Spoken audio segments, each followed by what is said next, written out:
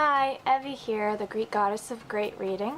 Today I will be reviewing Amanda Sun's Rain, the second book in her Paper Gods trilogy. I recently spoke to Amanda Sun at Baka Phoenix Books in Toronto for the release of Rain. It was a book launch, and you can check out that YouTube video on my channel. It's pretty easy to find. I also started a new website. I will put it in the description box below, and hopefully you can all check it out because that's where the links will be for my reviews as well. And I might decide to start writing some reviews, who knows, but that's where my official website will be. So to start off, Rain was a very good book, and I wasn't expecting it to be. I picked up ink at a author signing because Amanda Sun was there. I didn't know who she was at the time, but I really liked the cover of ink. It was a very beautiful watercolor, so is Rain. And I picked it up and I got it signed and I read it, and I liked it, but it wasn't as great as I thought it could be. It was a little slow for me at times, but Rain really picked up the pace. Everything seems to be escalating with the novel, with what the character development and everyone's sort of goals are coming into play now. The characters are really well fleshed out. There are certain characters that you will hate that you didn't know you should have hated. I really wanted to punch June and Shiori at one point in the book. Any points in the book. Katie I also wanted to punch at one point, but for the most part Katie is a pretty good heroine.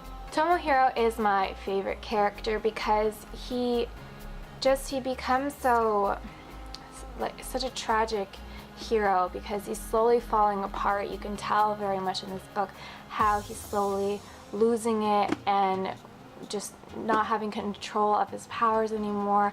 But I really appreciate that Katie is there for him, despite the fact that when they come together, Tomohiro's powers are even more out of control. I do appreciate her coming to him and trying to be his rock, even though them being together is dangerous.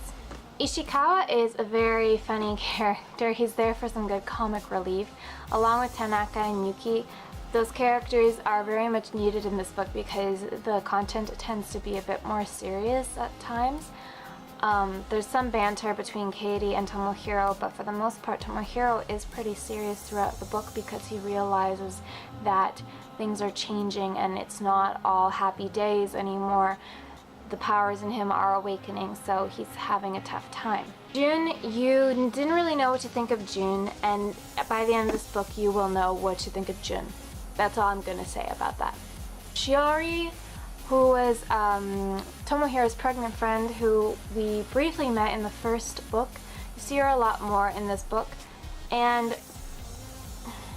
you also will learn how to feel about her.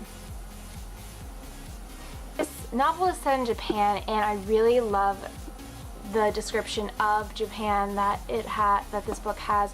They're very subtle. You can hear the cultural differences in the writing. It's not like you see Tokyo Tower looming in the distance. They're very subtle things like the sound of the school bells, the rustling of the sakura leaves or blossoms, excuse me. And I like that it's not right in your face, but you can still tell how beautiful the scenery is. I hope to one day visit Japan, and I'm very envious of Miss Sun because she is right now in Japan. And I hope you all enjoy Rain and pick it up soon from a bookstore near you. Until then, I'll see you next time, and happy reading.